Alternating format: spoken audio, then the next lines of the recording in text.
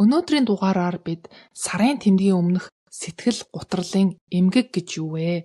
Энэ нь PMS буюу сарын тэмдгийн өмнөх сэтгэл санааны өөрчлөлтөөс юугаараа ялгаатай юм бэ гэдэг талаар ярих болно. За мөн PMS болон PMDD-г хэн ялгах вэ? Үүнийг хэрхэн онцлох вэ гэдэг талаар ярьсан байгаа. Хамгийн сүүлд нь PMDD-тэй хүмүүс амьдралын хэв маяг болон хоол хүнсээрээ өөрийгөө хэрхэн дэмжиж болох вэ гэдэг талаар бас ярилцах болно. Ингээд дугаараа хүлээн авч сонсноо.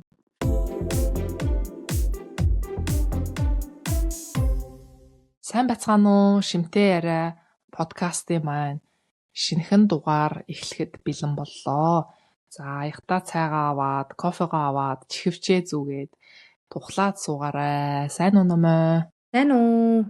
Танд болон сонсогчдоо энэ өдрийн мэндийг хүргэе. За баярлалаа. Танай нутгаар сони юу байна? Цаг агаар хэр байна? Би өнөөдөр гоё нартай Лондонгоос мэдчилж байна. Яг ингээд Европт амьдраад ирэхээр энэ үеүүдэд яг юм цаг агарын талаар хүмүүстэй ярилцдаг болчихсон юм санагдсан. Тий, байнга л цаг агаар яригдж байгаа үстэй нөгөө нар ховор болох. Тэр ярихдаа дандаа л нар гэж ярьдаг. Энэ чинь бас учир байна. Өнөөдөр манайх нартай байгаа учраас тэрийг дагаад миний одоо дуу хоолой хүртэл сэргэлэн цовоо байгаа байхгүй юу? Наргүй жишээ нь өчтөр өдөржингөө бүүдгэр саарл байхад өстой нэрээ арай хийж л тэр өдрийг өнгөрүүллээ амар нөлөөлж байгаа байхгүй юу? Нартай байна уу наач гайгүй юу?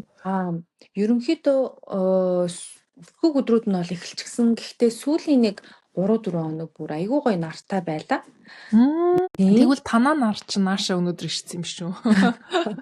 Магадгүй тэр манай энд бүр цас орсон шүү дээ. Анхны цас.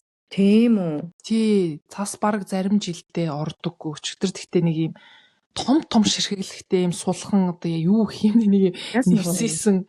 Тэгээ тэр чинь тогтохгүй дороо ингээд баг замбаа газар хөрөхгүй хайлаад тий. Тэрийг харж хүн бүхэн жоохон баяслаа.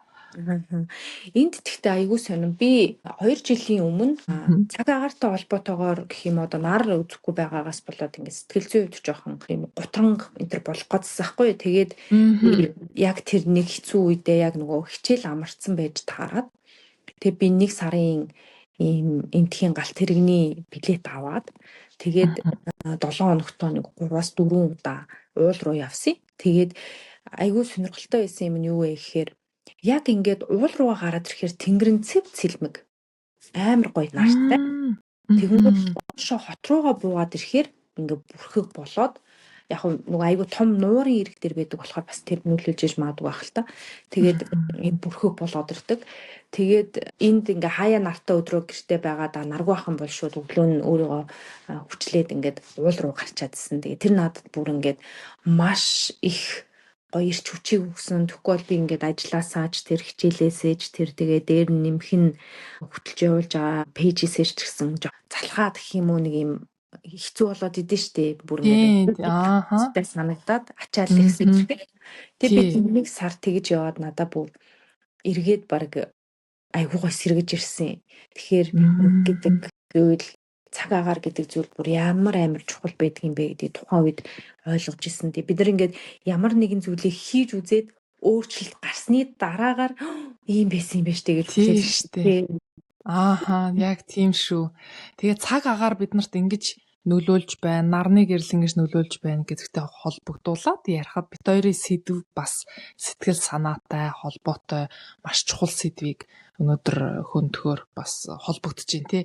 Тэр нь юу вэ гэхээр сарын тэмдэг сарын тэмдэгтэй холбоотой даавар тэг хамгийн гол нь бүр ингээ хүнд хэлбэр сарын тэмдгийн өмнөх тэр сэтгэл санааны тав тухгүй байдлын одоо хүндэрсэн хэлбэрийн талаар бас хүмүүстэй танилцуулаад эмэгтэйчүүдэд ярьж өгөөд гэр бүлийнх нь хүмүүсийн талаар ойлголттой болчих юм бол харилцаагаа сайжруулахад маш чухал. Тэгээд энэ хүнд хэлбэр гэдэг нь юуг ярьж байгаа юм бэ гэхээр англи хэл дээр бол premenstrual dysphoric disorder гэж англи хэл дээрээ ч гэсэн айгу хүндхэн хэлэгддэг. Тэгэхээр энийг заавал тогтоох гэдэг шаардлагагүй. Ерөөсө PMDD гэдэг товчсон нэрээр нь ингээд ярьчвал зүгээр та нар PMDD гэд ярих юм бол миний саяны хэлсэн үгийг ярьж гин гэж ойлгоорой. Монголоор энийг манай номын айгу сайн хэлэх баха.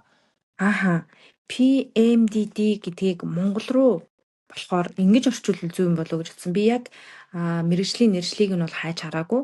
Сарын тэмдгийн мөчлөгтэй холбоотой сэтгэл гутралын эмгэг гэж орчуулвал зөв юм байна гэж бодсон. Ааха. Тэгэхээр номоо бит хоёр энэ дугаараараа PMDD гэдээ ярих юм бол сарын тэмдгийн өмнөх сэтгэл гутралын эмгэгийн талаар ярьж байна гэж ойлгоорой. Тэгээд энэ нь болохоор нөгөө зүгээр сарын тэмдэгтэй холбогдож гарч ирдэг шинж тэмдгээсээ бүр хүндэрсэн хэлбэр гэж ойлгож болно. Тэгэд энэ сэдвийг ярья гэд бид хоёрын тохирсон шалтгаан нь болохоор одоо энийг мэдэхгүй хүн бас байж болно те. Ийм юм байдгийг мэдснээрээ ийм юм байд юм байна. Тэгэхээр ийм юм арга хэмжээ авах хэрэгтэй юм байна гэх тэр гарц замаа олж эхлэх учраас энэ талаар ярих гэж хоёлоо тохирсон тийм ээ. Ааха. Тэгээ PMDD гэдээ ярихаар бас бид нар PMS гэдэг тодорхойлтыг ярьж байгаа тий.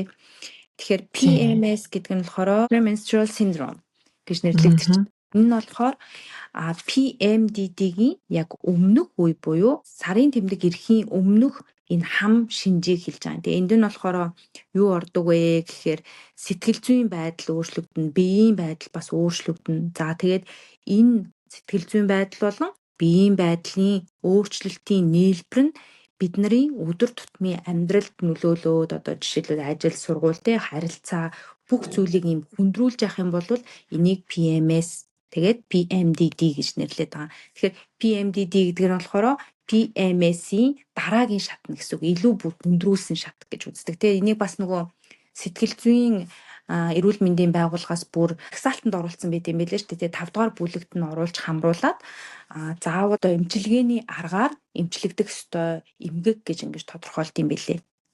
Тэгэхээр бид хоёр одоо ингээд олон нэр томьёо оруулаад ирэхээр сонсож байгаа хүн танд жоохон ойлгомжгүй байж магадгүй. Тэгэхээр бүр ингээ хялбарчлах юм бол сарын тэмдгийн өмнө сэтгэл санаа ингээ докторгүй болдог, жоохон энгийн байгаа үеэсээ илүү юм докторгүй сэтгэл жоохон гутрамхай юм болдог шүү дээ. Энийг болохоор PMS гэж товчхоноор premenstrual syndrome.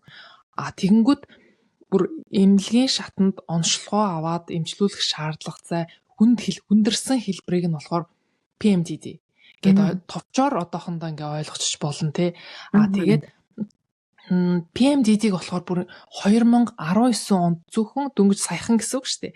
2019 онд л зөвхөн Дэлхийн эрүүл мэндийн байгууллагаас хүлээн зөвшөөрөөд яг энэ эмгэгийг одоо ийм эмгэг байд юм байна. Тэгээд онш олгох хэрэгтэй гэдгийг хүлээн зөвшөөрсөн гэхээр эмэгтэйчүүдтэй холбоотой энэ асуудлуудыг эмэгтэйчүүдийн тэр дундаа сарын тэмдэгтэй холбоотой асуудлуудыг айгүйх орхигддаг нь анзаарэгдэж байгаа юм аа. Чамд тэгж анзаарэгдэж байна. Жишээлбэл эрэгтэй хүмүүст яг ингэж PMDD шиг шинж тэмдгүүд илэрдэг байсан бол магадгүй энийг бүр хэдэн 100 жилийн өмнө одоо ингээд нэр томьёог нь олгоцсон, шийдвэр нь гарцсан, шийдэх аргыг нь олцсон байх байсан байх гэж би боддتي. Эмэгтэйчүүд дээр гараад ирэхээр энэ хүн зүгээр нэг толгоонд нь байгаа юм ингэж байгаа зүгээр болчтой ч гэдэг юм уу те. Нэг тийм хөнгөн маягаар эмэгтэйчүүдийн энэ асуудлыг авч үзээд идэг. Гэтэл энэ PMDD нь болохоор яагаад заавал авч үзэх хэрэгтэй юм хүнд сэдв бэ гэхээр яг PMDD-тэй эмэгтэйчүүдийн нэлээд өндөр хувь нь амиа хорлох бодолтой байдаг гэдэг нь судалгаануудаар харагддаг юм байна. Бүр сэтгэл готрол ярьж штэ тий. Тэгэхээр хараа сэтгэл готрол юм биш үү гэд ингээд бодогдчихж байгаа. Тэгтээ сэтгэл гутралаас нэг юмараа ялгагддаг. PMDD энэ сарын мөчлөгтэйгээр холбоотойгоор сарын тодорхой үеүдэд яг PMDD-гийн шинж тэмдгүүд гарч ирснэ. Эргээд сарын тэмдэг эренгүүт нөгөө нэг шинж тэмдгүүд нь алга болчдөг. Сэтгэл готрол болохоор одоо энэ өргсөн хүндэрсэн хүнд мэдрэмж нь юу н байгаад байдаг. Тэр сараас хамаарахгүй. Одоо сарын бүхий л өдрүүдэд тэр гутралтай явах нь штэ. Гэтэл PMDD-тэй хүмүүсийн хувьд одоо сэтгэл санааны хувьд маш хүнд явж ийснаа сарын тэмдэг ирлээ. Тэгээд би одоо юу яриад байсан би одоо юу болчихоо гэд зүгээр болцсон юм шиг те. Эргээд ингээд шал өөр болоо авчид. Үүгээрээ одоо PMDD-ийн PMS-ээс ялгаатай тэгээд нөгөө сэтгэл гутралаас бас ялгаатай байгаа. Тэгээд ийм нөгөө олон шинж тэмдэгтэй PMS юм шиг те аль эсвэл сэтгэл гутрал юм шиг дээрээс нь нөгөө bipolar disorder гэдэг чинь хоёр өөр хүн юм шиг болчдөг. Гинтхэн одоо уран бүтээл энтрээ туйрвж яснаа гинтхэн ингээд арай тэрний эсрэг болчдөг. Тэрнтэй бас жоохон төстэй ингээ харагдаад идэг учраас онцлогоогоо авах хүртлээр юу болоод байгаагаа ойлгох хүртлээр эмэгтэйчүүд маш их цаг алддаг гэж байгаа байхгүй юу? PMDD-тэй эмэгтэйчүүд. Тэгэхээр айгу хэцүү аа үсттэй эний чинь одоо би юу болоод байгаа юм бэ гэд ойлгоход айгу хэцүү те. Тэгэхээр энэ PMDD-г ойлгох нь байтугай PMS дээр бас олон шинж тэмдэг илэрдэг шүү. Ер нь бодон дээрээ суугаад аймаар жоохон тийм сэтгэл гутарсан эсвэл хөхөндөрлөх ч юм уу те. Ийм шинж тэмдгүүд илэрч байгаа. Тэрнээсээ ялгаж салгаж бид энийг ойлгох хэрэгтэй байна. Тэгэхээр PMS-ийн шинж тэмдэг одоо жишээ нь чамд хэр зэрэг илэрдэг вэ? Одоо сарын тэмдгийн өмнөх шинж тэмдэг одоо хоёлоо өөрсөн дээрээ жишээ болгоод аваад яриа л та. За миний хувьд бол бас тодорхой хэмжээгээр илэрдэг. Гэхдээ би бас нөгөө анх одоо өөрийнхөө энэ сарын мөчлөгтэй холбоотойгоор даавар хэлбэлцснээс үүдэлтэйгээр бидэрт ингээд шинж тэмдгүүд өгöd байгаа шүү дээ тий. Сарын тэмдэг ирэхийн өмнө ингээл уур уцаартай болно, их гутранг үзэлтэй болно, жижигхэн юмд айгуу түргэн асаж ууралдаг болно.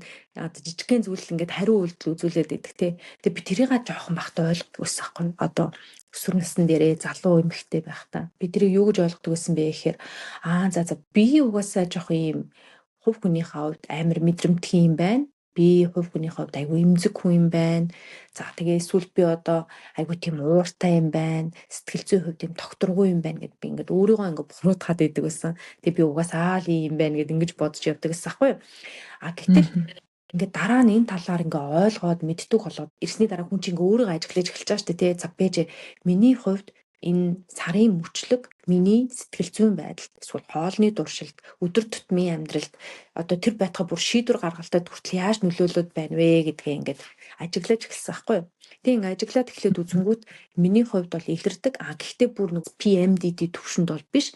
Гэхдээ илэрл явагддаг. Тэгээ тэр нь болохоор яг саяны хэлсэн одоо ингээл жоохон гутрамтгай болоод бүх жоохон гомдомтгой болоод тэгэл жижигхэн юмд эмзэглээл кино үзүүл нэг уйлчих гал тэгээд өмнө нь ингээд уурлаж хүлээж авдаг байсан жижигхэн юмд ингээд жоохон хүндэж хүлээж авах гад идэх ч юм уу тийм зүйлүүд бол ажиглагдаж эхэлж исэн. Тэгэхээр энэ хоёрын шинж тэмдэг чи ерөнхийдөө жоохон төстэй байгаад байгаа шүү дээ тий. Тэгэхээр энэ хоёрыг яг яаж ялгаж салгаж ойлгох вэ? Яг гоё асуулт гарч ирж яаж ялгаж салгах вэ гэдэг асуулт маш чухал асуулт. За тэгэхээр одоо би ингээд ялгааг нь ээлжлээд сөүлжлөөд ингээ ярихаар бүр ойлгомжтой болох байх. Тэгэхээр би одоо саяхан энэ PMS, PMDD-гээр хичээл дээрээ презентац тавих шаардлагатай юм даалгавар авсан байхгүй. Тэгэхээр би бас энэ талаар нэлээд сайн одоо ухаж судалж харсан гэсэн үг. Тэгэхээр би ингээ хоёр баганд ингээ хуваагаад бичсэн. За тэгэхээр PMS дээр болохоор PMS гэж юу вэ гэхээр чиний саяны хэлээд байгаа сарын тэмдгийн өмнөх сэтгэл санааны болоод биед гарч ирж байгаа тэр өөрчлөлтүүдийг хэлээд байгаа эмоц энэ. PMDD болохоор арай хурцдсан хэлбэр гэж ойлгож болно. За PMS нь яагаад үүсдэг вэ гэхээр угаасаа сарын тэмдэг ирэх үед бидний даавар өөрчлөгддөг. Эстроген, прогестерон гэдэг даавар нь өндөрсөд багасаад ингээд өөрчлөгдөж байгаа. Гол ялгаа нь PMDD нь болохоор энэ хэвийн энэ одоо өөрчлөлт явагдах ёстой шүү дээ. Одоо угаасаа дааврууд ингээд хэлбэлцэх ёстой. Гэтэл энэ дааврын хэлбэлцлийг хүний тарих тэр одоо PMDD хүний тарих нь энгийнээр хүлээж авч чаддгүй, зохицуулж чаддгүй бүр хитрхи дааврын өөрчлөлтүүдэд нь реакц өгөөд тэрнээсээ болоод энэ шинж тэмдгүүд нь илрээд идэг гэсэн. Одоо сарын тэмдэг явагдахын тулд дааврын өсөлт багасалт угаасаа явагдах ёстой. Гэтэл PMDD-ийн тэр хэвийн юмыг нь зохицуулж чаддгүйгээс болоод тархин зөв хүлээж, сайн хүлээж авч чаддгүйгээс болоод ингээд одоо эмэгтэй бүр сэтгэл гутралын хурц шинж тэмдэг илэрнэ гэсэн. За тэгэхээр эмоцийн хувьд аваад үзэхээр PMS-тэй хүний хувьд одоо ингээд амархан ингээд уцаарлах, жаахан юмд дургуйцэх ч юм уу тий. Эсвэл жоохон ядрамхай болно. Баг зэргийн сэтгэл түгшил төрн бас кино үзэх юм бол амархан уйлах ч юм уу. PMDD-гийн хувьд болохоор илүү нөгөө одоо яана юу гэх юм бэ англи хэл дээр болохоор тэр despair гэдэг багхгүй одоо нэг цөхрөхтэй энэ бол амар хэцүү юм шинж тэмдэг. Тэрийг мэдэрч байгаа эмэгтэй хүмүүсийн хувьд. Тэг хамгийн нөгөө аюултай нь болохоор би түрүүнд дурдсан те PMDD-тэй хүмүүсийн тодорхой хувь нь амиа хорлох талаар бодсон байдаг. Дандаа тийм бодол орж ирдэг толгойд нь. За тэгэхээр PMS-тэй хүний хувьд биений юм ирэхээ өмнө жоохон таргалцсан юм шиг санагдал те ус хураагаал нэг тийм хэвлийн хаваар нэлээ хөөгөөд ингэчдэг штэ. Тэгээд дээрэс нь зарим хүмүүсийн толгой өвд нь нүрээр бас жоохон юм батг гарна. Тэгээ хоол хүнсний орхоосл нэмэгдэнэ. PMDD-тэй хүмүүсийн хувьд заримдаа биен дээр шинж тэмдэг илэрхэхгүй. Тэгсэн мөртлөө эмоц сэтгэл санааны хувьд нөгөө өөрчлөлтүүд нь маш хүчтэй илэрээд байдаг. Тэрийгээрээ бас жоохон ялгаатай. За тэгээд дараагийн маш чухал ялгаа бол PMS-ийг ингээд зохицуулаад яваад иж болдог. За жишээлбэл үйлсэн үедээ найзтайгаа юм яриад те кино үзэл уйлал тэгэл шоколад идмээр санагдсан үедээ шоколадаа идэл яваад иж болдог. PMDD-тэй хүмүүс бүр зарим хүмүүс нь орноосоо босож чадахгүй төрнө. Тэг гэр бүлийн харилцаанд маш их хурц нөлөөтэй. Яагаад гэвэл PMDD-тэй хүмүүс ойр дотны хүмүүс рүүгээ харилцаж байгаа бүх хүмүүс рүүгээ ингэж айгүй муухай зан гаргаж тэднэр лугаа одоо ууралж хашигчаж ойрлж ийм зан гаргадаг. Тэгээ зарим хүмүүс нь бүр ажилласаа чөлөө авна. За ингээд өдөр тутмын амьдралаа жирийн хэмжээнд явуулах чадваргүй болоод эхэлнэ. Одоо хүн рүү ингээ муухай ашлаа шүү дээ. Тэнгүүт нөгөө хүн эргээд зүгээр байхгүй реакц үзүүлнэ шүү дээ. Тэнгүүт шууд гомдоод би өстой юу байна гэдэг юм өөрлөгөө чиглэсэн. Ийм ялгаатай. Тэгэхээр энэ дээр ингээ ялгаанууд нь товчлоод саяны ялгааг базаад эхлэхэд нэг нь болохоор сарын тэмдэгтэй холбоотой даавар дээш нь доош нь болоход гарч ирж байгаа шинж тэмдгүүд нөгөөх нь тэр дааварт тархин одоо зохицож ажиллаж чаддгүй учраас тэрнтэй үүдэлтэй сэтгэл готрол үүсээд байгаа.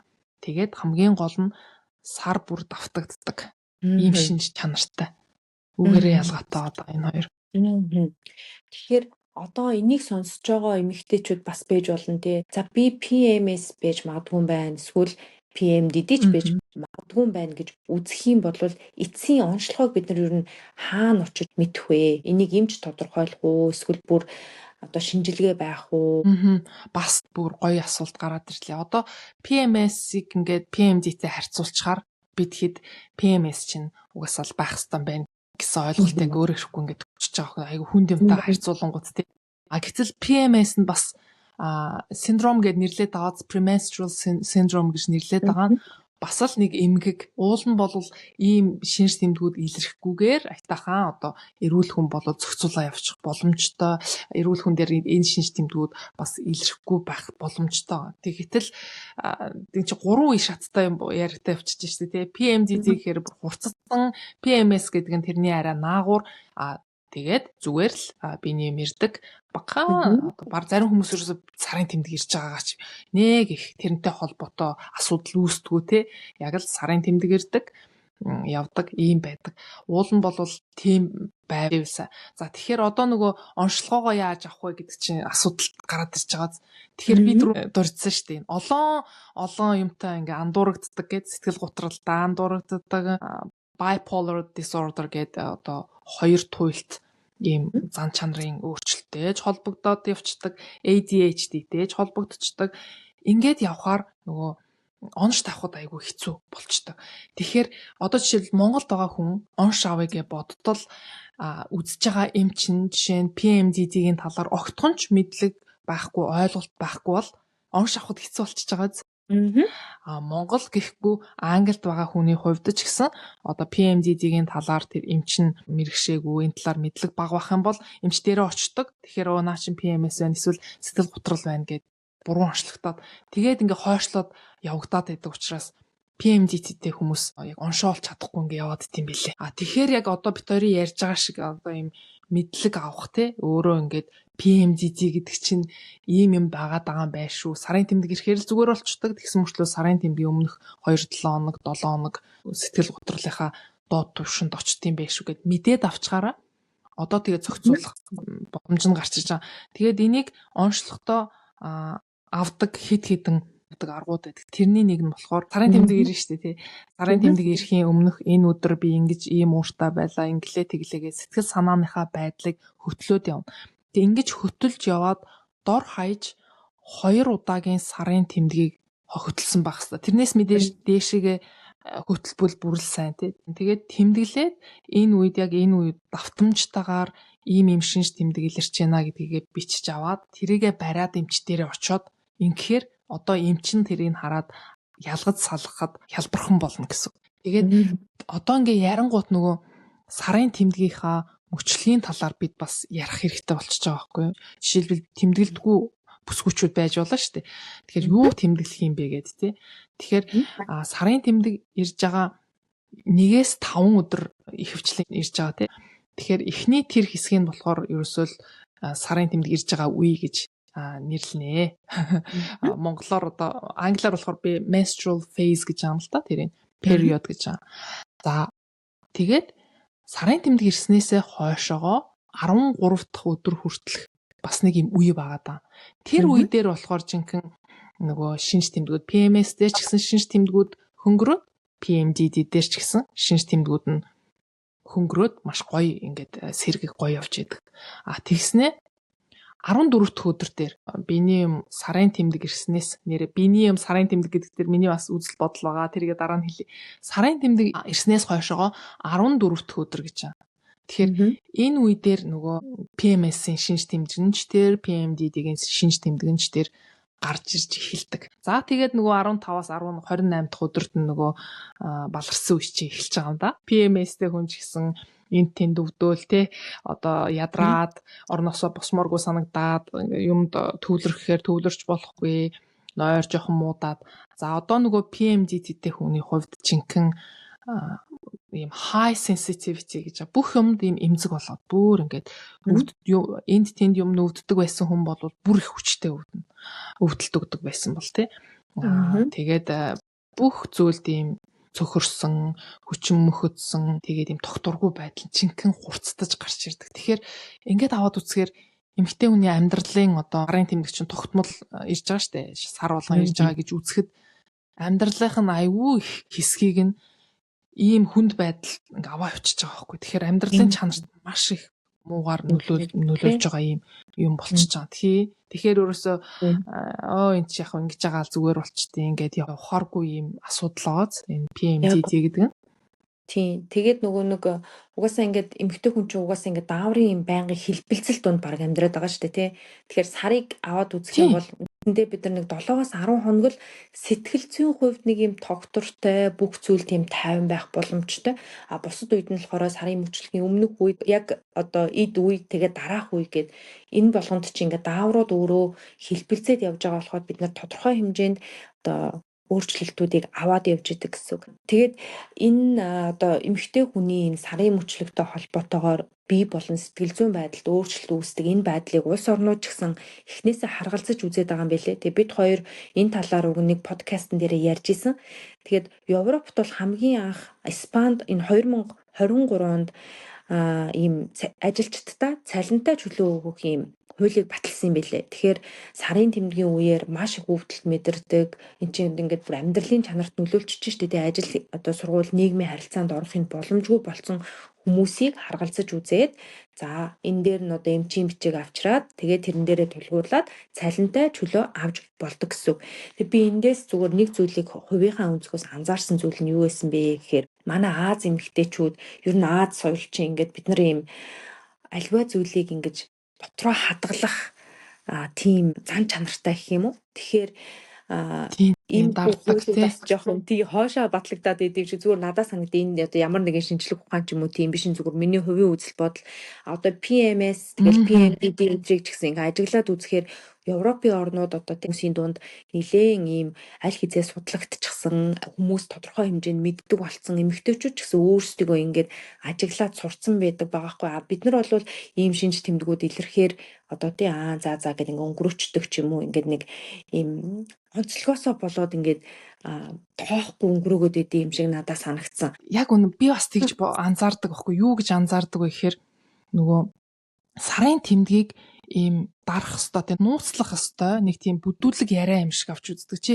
тэгэл бодоод үзэлтэй сарын тэмдэг гэдэг ийм үг байж хахад бид нар чинь биений юм гэж ярьдаг штеп. биений юм гэдэг чи одоо юу гэж байгаа юм бэ те? Айгу тийм нуусан, хаасан, одоо хоорондоо ингээ шивгэнсэн тэр нэг юм яриа болчихж байгаа зү те. А гэтэл эмэгтэй хүн бүр насанд хүрсэн эмэгтэй хүн бүр сарын тэмдэг ирдэг тийм ээ. Сарын тэмдэг гэж юм байна.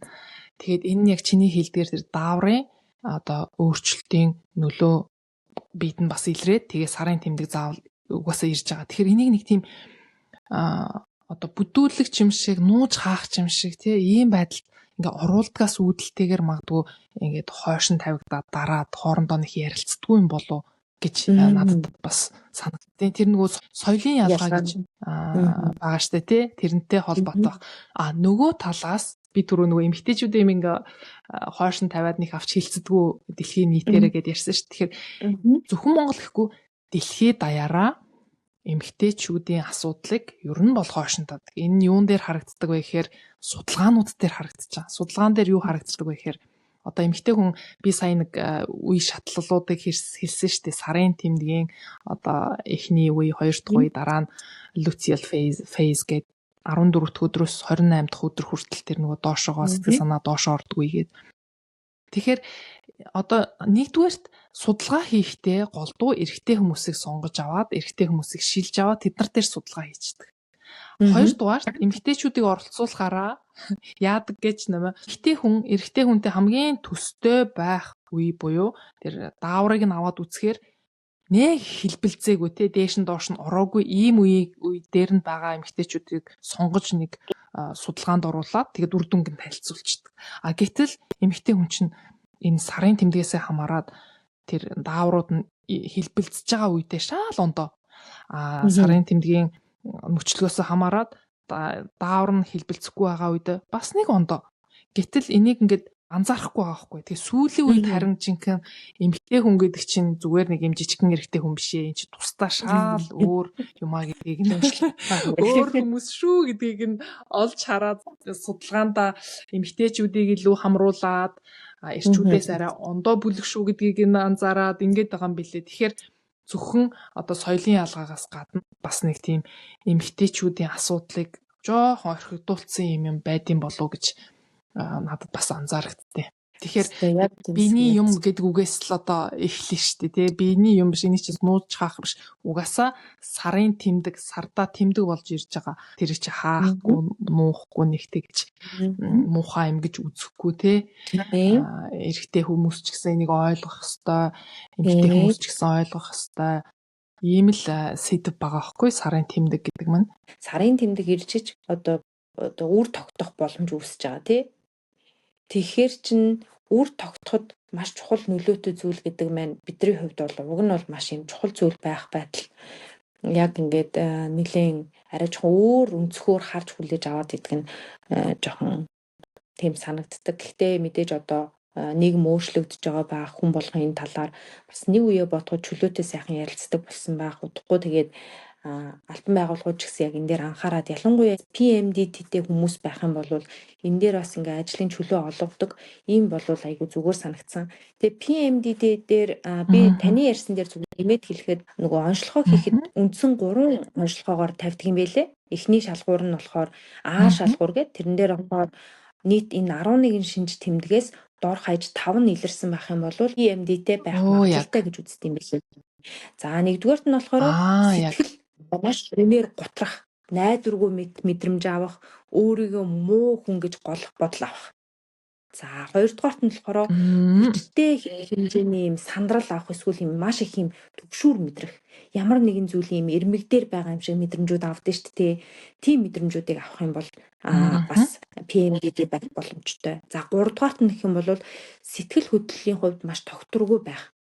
Одоо нэг ингээл баярлал, нэг гуниглал, нэг одоо тий гутраал, эсвэл нэг ингээд өөртөө ихтэй болоод ч гэдэг юм ингээд сэтгэл зүйн хувьд ингээд байнгын тогтворгүй байгаад байх юм бол за дараагийнх нь юм бол маш огцом, цочромтгой, ууртай болох, хүмүүстэй амархан зөрчилдөх, хүмүүстэй одоо ингээд тий маргалдах тэр зүйл нь ихсэх.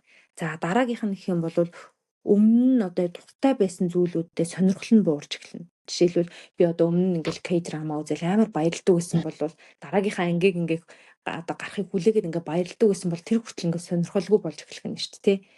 За дараагийн бас нэг чухал шалгуур нь тэгэхээр анхаарлаа төвлөрүүлэхэд бэрхшээлтэй болох. Ямар нэгэн зүйл ерөөсөө анхаарал ингээд төвлөрч чадахгүй байх юм бол бас магадлалтай гэсэн. За дараагийн нь ирч хүчгүй болох, амархан ядарч суйлдах. За ийм мэдрэмж бас байж болох юм байна. За дараагийн бас хоолны дуршилт хүчтэй өөрчлөлт гарч болдог гинэ. Тэгэхээр тодорхой хэмжээнд нэг хүнсийг маш их хэмжээгээр дурлаж идэх, эсвэл бүр хэтрүүлэн идэх тохиолдлууд байж болно. За дараагийн 9 дахь шалтгаан нь болохоор хит их унтах, эсвэл бүр нойргүй болчдөг.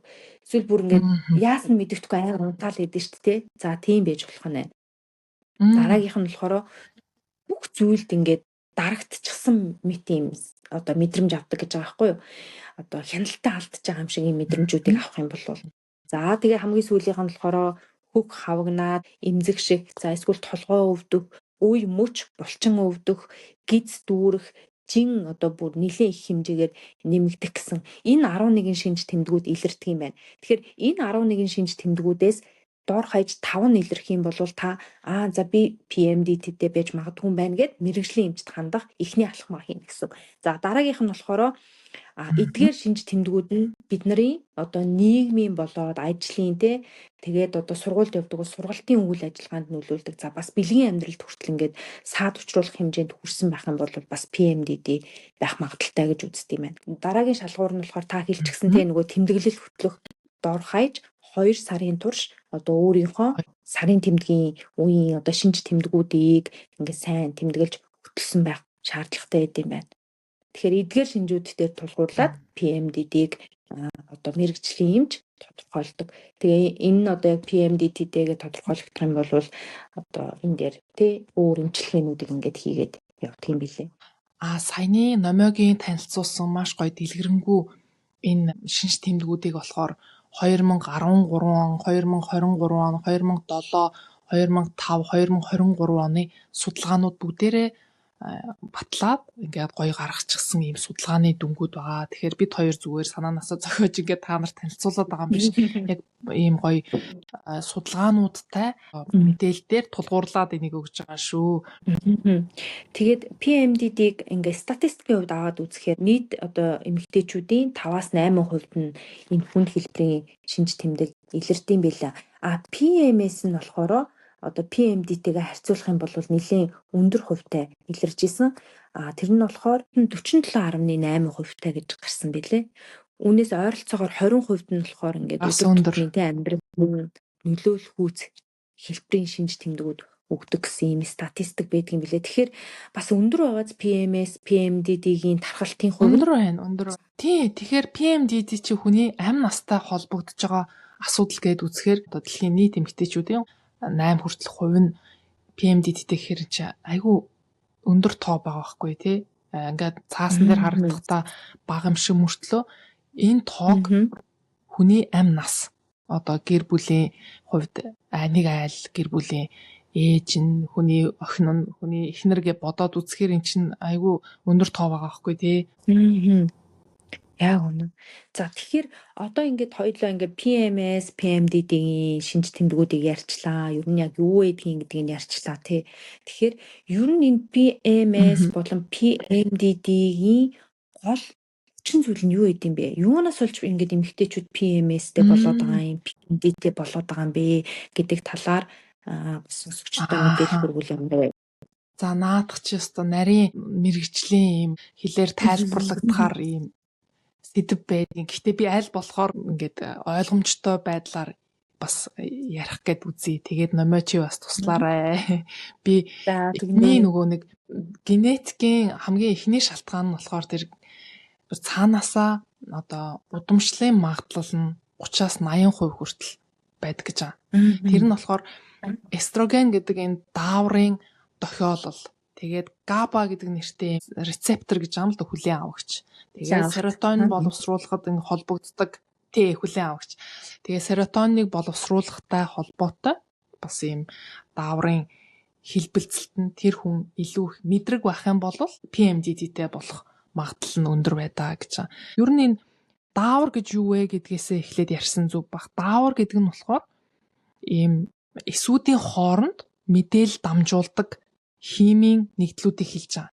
Бид одоо дээр үед бол хоорондоо мэдээлэл дамжуулахын тулд тактааны хөлд ийм жижигхэн утасанд захиа уяад нисгээд явуулцдаг шүү дээ. Тэгэхээр тэр захиаг авсан тактаа нисээр байгаад одоо номер руу очоод номоо нөгөө нэг захидлага аваад уншаад намайг ийм юм хий гэж ингээд чи нэг үйлдэл хийнэ дээ тэр мессежийг авчаад тэрэн шиг одоо даавар гэдэг маань нэг газраас үгүйсээ жишээ нь тархинаас мэдээлэл очоод цусаар дамжиж эргэлдээд эстээр очихоор эс одоо тэр нөгөө захидлыг хүлээж аваад даавар гэдэг юмыг хүлээж аваад тэр захидалд юу гэж заавар өгсөн бэ? Тэрний дагуу өөрчлөлтүүдийг явуулдаг.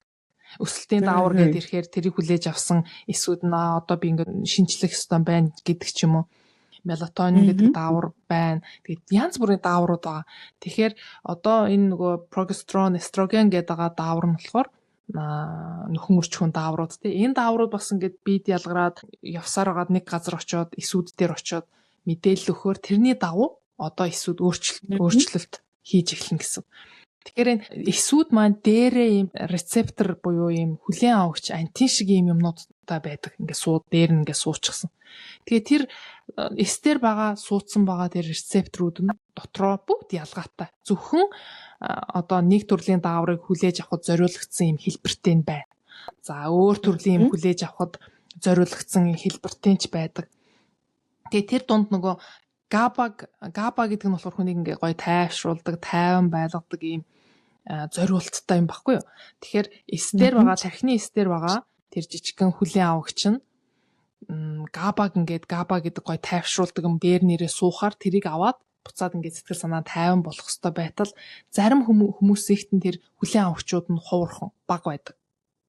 Эсвэл тэр нь олигтойхон ажиллаж өгдөг ч юм уу тийм. Ийм нөхцөлд нөгөө хүн чинь тайвширч чадахгүй нөгөө нэг баахан эстроген, прогестерон гэдэг даавар нь ингээд савлахаар тэрийг зохицуулж чадахгүй ингээд асуудал үүсээд байдаг. Ингээхээрээ одоо PMDD болчихдог. За бас нэг шалтгаан нь болохоор одоо бидний биед прогестерон гэдэг даавар үүсдэг гэдгийгсэн шүү дээ.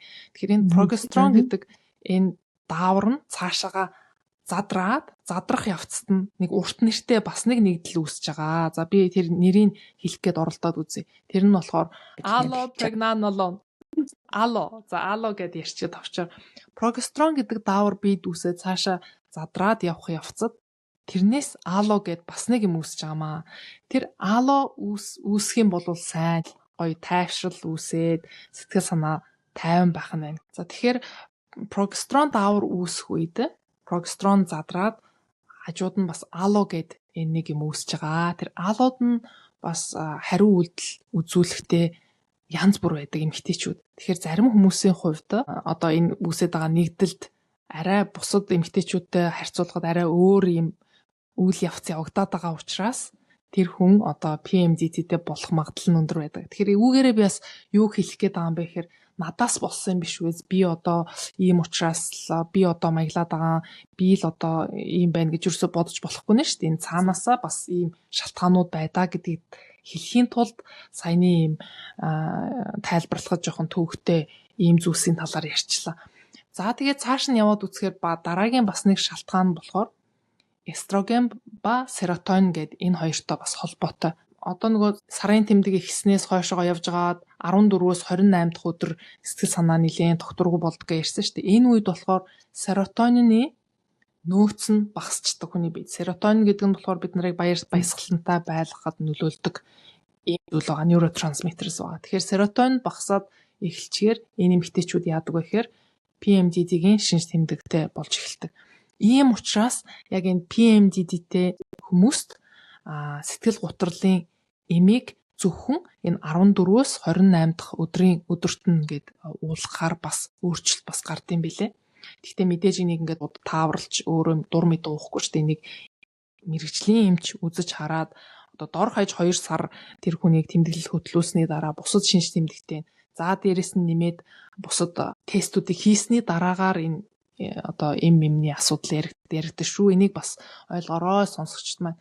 За тэгээд дараагийн нэг шалтгаан нь болохоор ерөөсөө энэ бас тархитай холбоотой. Зарим хүмүүсийн тархины бүтцэн цаанаасаа арай ондоо байгаа. Тэр ялангуяа амигдула гэдэг тархины хэсэг нь бас дээрэс нь нэмээд тэр тархины уртлын бөөрөнхий хэсгийн үйл ажиллагаа нь гэ өөрчлөгдөхөөр тэрний хариуд нь бидний одоо сэтгэл санаа ингээ гутраад PMDD-ийн шинж тэмдэг бас илэрх боломжтой. Тэгэхээр биднээс хамаарахгүйгээр ийм шалтгаанууд байдаг. Бас нэг сонирхолтой шалтгаан бас байгаа юм. Би одоо PMDD-г ингээ судлаад явж хахад ямар шалтгаан байна вэ гэхээр бид стресстэй үедээ зөндөө тохиолддог. Стресс бидний амьдралд зөндөө гарч ирдэг. Гэтэл хаяа нэг ингээ стресс гарч ирээд ах зүгээр. Гэтэл байнгын стресстэй, байнгын архаг стресстэй болсон хүмүүсийн хувьд кортизол гэдэг даавар нь ингээ ялгархаа болоод тэр нь одоо биед нь мэдрэгдэхээч болоод ийм болцсон эмэгтэйчүүд бас байдаг. Тэгэхээр ийм эмэгтэйчүүдийн хувьд бас PMDD-тэй болох магадaltaй байдаг. Тэгэхээр энэ стрессийг ерөөсөө тэгж байгаа л нэг болчих байц. Тэгж байгаад нэг 100 болохоор хөдөө гарчинда гэж авч үзэхгүйгээр маш ийм чухлаар авч үзэх нь чухал байгаа. Стрессээ тайлах арга хэмжээнүүдийг авч явах айгүй чухал байгаа. Яагаад тэгэхээр стресс үүсэх бүхэнд хүний биед кортизол гэдэг даавар үүсээд байгаа. Тэр кортизол гэдэг даавар нь байнга их хэмжээгээр үүсээд ахаар сүүлдээ бүр тэрийг бие нь хэтэрхийх үүсээд байдаг юм шин гэд шатдаун болоод одоо биеийн хариу үйлдэл нь хаагдаж эхэлж гин гэсэн үг шүү дээ. Архаг стресс байнга байгаад ахаар тэр нэг байнга гоё ажиллаж явах хэвээр HPA axis гэж явдаг. Тэр нь ингээд одоо ажиллагаа бүр болоод тэр хүний хувьд нэг талынх нь үйл ажиллагаанд доголдчихно гэсэн. Ийм хүмүүсийн хувьд бас PMDD-тэй болох магадлал бас өндөр байдаг. За хамгийн сүүлийн шалтгаан нь болохоор trauma гэж явдаг. Одоо бага насанд болж исэн хүчирхийлэл, бэлгийн болон бусад төрлийн хүчирхийллээс болоод аль эсвэл эмэгтэйчүүдийн амьдралд нь тохиолдсон trauma, осолд орох ч юм уу тий эсвэл юу ч байж болно шүү дээ. Trauma гэхээр маш хүнд цохилт, сэтгэл зүйн цохилтод орсон эмэгтэйчүүдэд бас PMDD-гийн шинж тэмдэг маш их илэрдэм байлээ. Тэгэхээр энэ PMDD-гийн шалтгааныг аваад үзэхээр маш олон бохоод цаанаасаа одоо тархиных нь бүтцэн ч юм уу, тархин дээр нь байгаа мэдрэлийн эсүүдийн хүлээн авагчт нь олон цөөхөн байх, бага байх тэдний хариу үйлдэл тэгээ серотонин гэдээ маш олон шалтгаантай байт юм билээ. Хэвээ маш гоё дэлгэрэнгүй тайлбарлаж өгсөнд баярлалаа. Би таны ярьсан дээр өөрийнхөө хүрээнд уншиж судалсан зүйлийг бас хоёрыг нэмье гэж бодож байна. Нэгтгэх нь болохоор тамхи таталцтай холбоотойгоор. Тэгэхээр одоогоор ингээд тамхи татдаг эмэгтэйчүүд донд хүнд хэлбэрийн одоо PMS буюу PMDD гэсэн үг шүү дээ, тий. Илүү түгээмэл байгааг нь судалгаагаар харуулсан юм байна. Тэгэхээр тамхи татдаггүй эмэгтэйчүүдтэй харьцуулахад тамхи татаж буй эмэгтэйчүүд PMS-тэй болох эрсдэл нь 2.1 дахин өндөр гэж харсан байсан. Харин өмнө нь ингээд тамхи татчихагаад одоо ингээд болчихсон байгаа эмэгтэйчүүд байж болно шүү дээ, тий. Тэр эмэгтэйчүүд нь болохоор энэхүү эрсдэл нь 1.8 дахин өндөр байт юм байна.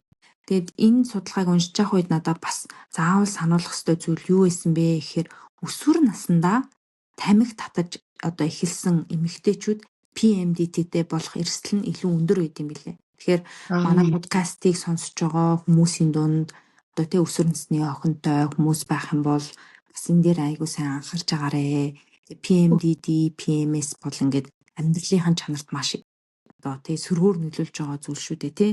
Тий, амьдралын чанар гэхээр энэ чинь жилд бараг 6 сард нь ингээд сэтгэл санаа гутраад явчихна гэдэг чинь үнэхээр том орон зайг эзэлчихэж байгаа байхгүй тий. Тэгээд бас чиний тамхитай холбоотой мэдээллийг сонссон чинь надад бас их сонирхолтой байна. Би бол ерөөсөө мэдээгүй юм байна.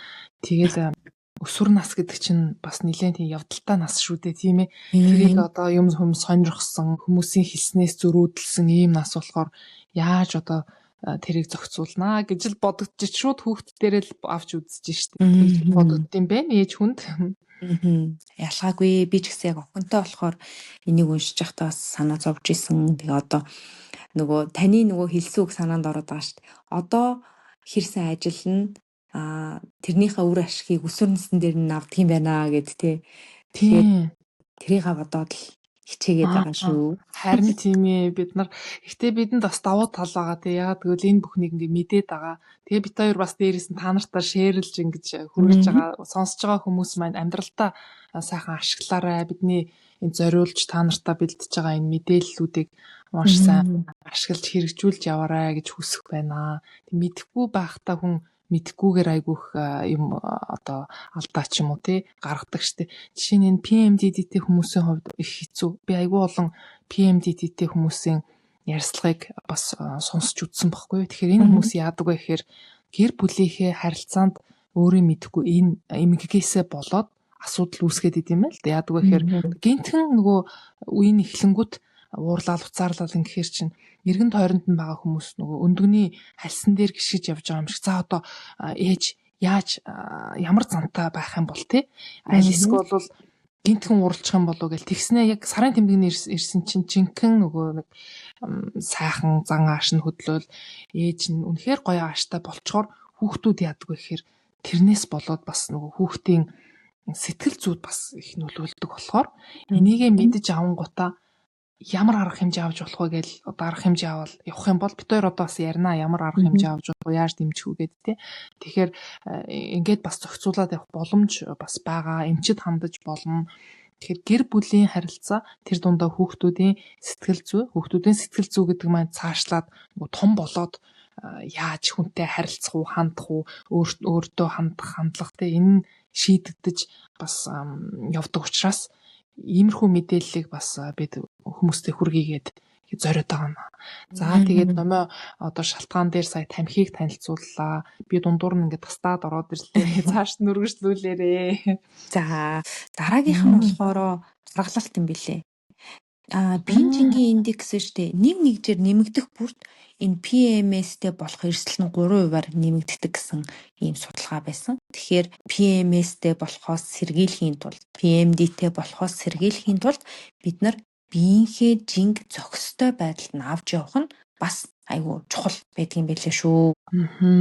Маш хэрэгтэй мэдээлэл байна. Тэгээд биеийн жингээ одоо хэвийн байдалд оруулахын тулд дайет хийнэ гэд гинтхэн огцон бас биеийн жингээ битгий хасаарай. Бүсгүүчүүд бидэнд бас байдаг нэг асуудал нь илүүдэл жинтэй холбогдолтой ийм мэдээллийг сонсон гот за жингээ хасъя дайет барья гинтхэн их хэмжээгээр жингээ хасгаар тэр өөхөн дээр хуримтлагдсан байсан өөхөн дээр байрладаг одоо тэр хортой бодисууд бие рүү бас нэвчих асуудалтай байдаг. Тэгэхээр илүүдэл жинтэй хүн байх юм бол жингээ хасахдаа багаар урт хугацаанд аажмаар ингээд хасах юм шүү.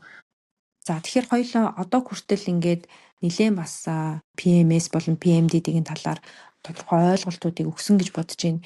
Тэгэхээр одоо энэ PMS-тэй PMD-тэй гэдэг нь ингээд нэгэнт онцлогдчихсон. За эсвэл би байж магадгүй байна гэж байгаа хүмүүс маань яах вэ? Энийг одоо эмчлэх арга байдаг уу? Эсвэл одоо энтэйгээ ингээл зохицоод амьдрах ёстой байдаг уу? Хэрвээ эмчид очоод эмч одоо PMDT-тэй байна гэдгийг нь оншоор тогтоох юм бол одоо нөгөө эмчилгээний аргууд яригдаж эхэлдэг. Үүнийг бол номоо бит хоёр мэдээж та бүхэнд хэлж зөвлөх боломжгүй тий. Бид хоёр болохоор мэдээлэл өгж байгаа. Гэхдээ ямар эмчилгээний аргууд байдгийн болоо гэдгийг зүгээр мэдээлэл өгөх үүднээс одоо дуртад явъя. Тэгэхээр би түрүүн хэлсэн нөгөө сэтгэл готролд бичиж өгдөг эмүүдийг бас заримыг нь SSRI гэдэг тий серотонин багасгах юм бол тэрийг нэмж өгдөг ч юм уу. Ийм эмүүдийг бас нөгөө luteal phase буюу 14-өөс 28 дахь өдрийн хооронд бас бичиж өгөөд тэгээд бас хардаг ийм эмчилгээ байдаг. За өөр ямар эмчилгээ байдаг вэ гэхээр би нэрийг унших гээд нэлээд төвхтэй санагдсан нэг юм байгаа шүү дээ. Ало гэдэг. Ало гэд товчоор хийлдэг. Тэр алог бас эмийн байдалд ингээ оруулсан эм баа. Тэр эмийг бас өгдөм бэлээ. Эмч нар бичиж өгдөм бэлээ. Тэгэхээр одоо тархийг одоо тайвшруулах тэр нөхцөлд нь шилжүүлж ингэж өгдөм бэлээ. Тэгээ эмийн гаралтай гэх юм бол энэ байна. Тэгээ жирэмснээс хамгаалах эмийг бас бичиж өгдөм бэлээ. Тэгэхээр жирэмснээс хамгаалах эм дээр бас бид болгоомжтой хандах хэрэгтэй. Жирэмснээс хамгаалах эм гэдэг маань нийлэг прогестероныг өгч байгаа байхгүй жинхэнэ прогестерон биш. Прогестерон гэдэг дааврыг бол бид биеэсээ өөрснөө үүсгэж бий болгодог. Энэ жирэмснээс хамгаалах эмийн прогестерон нь болохоор нийлэг жинхэнэ биш. Тэгэхээр өөрөөр хэлбэл биеийн стонорын янз бүрийн өөрчлөлтийг ингээд оруулцдаг.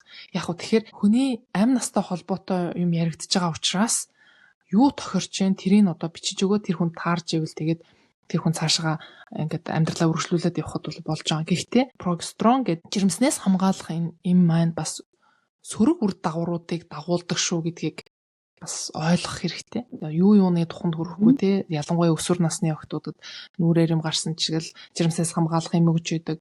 Тэгээл янз бүрийн асуудал үүсэнгүүт жирэмсээс хамгаалах юм өгч идэг. Бас энэ бас жоох учир дутагдaltaй юм шиг надад санагдтыг хувь хүний хувьд. Яагаад тэгэхээр сарын тэмдэг ирж байгаа үед энэ сарын мөчлөгийнхөө дагуу хүн одоо өөр болоод байна шүү дээ. Тэр нь бол байгласаа цаанаас бас ингээд байж ах хэвээр байхгүй. Жишээлбэл сарын тэмдгийн өмнөх 14 хоногтоо бие одоо жоохон нөөцлөөд гамнаад нэг дасгал масгал хүчтэй хийгээд аахгүй гэртээ айл болохоор одоо гэртээ зөөлхөн хөнгөн дасгал хийгээд өөрийгөө ингээ арчлах хамгаалах тийм зүйлсийг хийх хэрэгтэй байхгүй. Яагаад тэгэхээр одоо хөвлийн хавийн тэнд зөндөө юм үйл ажиллагаа явагдчихэдэг. Тэр хавьда одоо хүний бие өөрийнхөө ирч хүчийг тийшээгээ зарцуулах гэдэг байгаа байхгүй эмэгтэй хүний бие. Тэр үед нь гараад хүнд дасгал хийгээд ч юм уу ачаалал биедээ өгöd ах юм бол энэ бас болохгүй.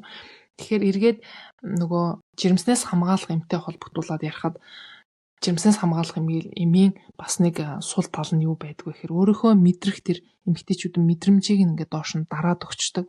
Тэгэхээр эмэгтэй хүмүүс яг сарын мөчлөгийнхөө дагуу ингээд жирэмсний юм уухгүй ингээд явхаараа эрэгтэй хүмүүсийн тестостерон дааврыг хүртэл мэдэрдэг гэж байгаа байхгүй юм аа айхтар байгаа бид нар чинь амьтныхаа өгдлөөр ингээ хараад үзэхээр одоо нөгөө сарын тэмдэг яг дуусны дараа бид чинь нэг ингээл арьс үс бүх юм гоё болоод өстой нэрэ секси болоод те ийм мэдрэмж авдаг штеп. Тэр чинь бас юу хэлж байгаа вэ гэхээр амьтныхаа чанараар аваад үзэхээр дараагийнхаа үр төлийг үлдээхийн тулд эсрэг хүүснийгээ бас сонгох тэр явц явагдаад байгаа байхгүй юу? Тэр үед нь тийм учраас бид одоо өөрснөө ийм гоё арьс гоё болоод үс бас ийм гоё болцсон санагдаал тэгэл одоо нөгөө улаан хевсэн дээр гарах үе маань эсвэл тэр үе байхгүй юу? А гэтэл нөгөө жирэмснээс хамгаалах юм уугаад эхлэхээр энэ мэдрэмж нь жоохон буураад нэгэн жигд нэг юм болчдөг.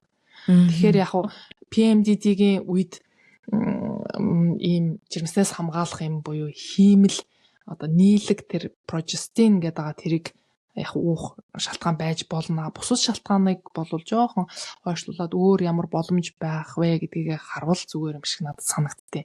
Энэ болохоор бас миний хувийн үзэл бодол шүү. За өөр ямар аргаар PMDD-г эмчилдэг вэ гэхээр өөр төрлийн юм даавар байдаг. Тэр нь бол хүний биеийн ялгаруулдаг тэр даавартаа нэлээд төстэй юм даавар байдаг. Энийг англи хэлэн дээр юу гэж хэлдэг вэ гэхээр hormonal replacement therapy гэдэг. Hormonal replacement therapy-г хүнд бичиж өгдөг вэ гэхээр одоо өндө хүчээ ахуулсан хүмүүс аль эсвэл цэвэршилт явагдсан хүмүүст одоо биедэнд тэр дутагтаад байгаа дааврыг нь нөхөхийн тулд бас өгдөг байхгүй. Тэгэхээр энэ дааврыг цэвэршилтийн үед нөхөн олгож байгаа энэ дааврыг PMDD-тэй хүмүүст одоо ингээд өгөөд эхлэхээр бас тодорхой хүмүүст эерэг өрнөлөөтэй байдаг байна. Яагаад тэгэхээр одоо эргээд бид яагаад PMDD үүсэт байна вэ гэдээ бодохоор нөгөө даавар хитрхи хэлбэлцгээр тэрэнд нь тархин ингээд зохицож чадахгүй байгаа учраас PMDD шинж тэмдэг илрээд байгаа шүү дээ.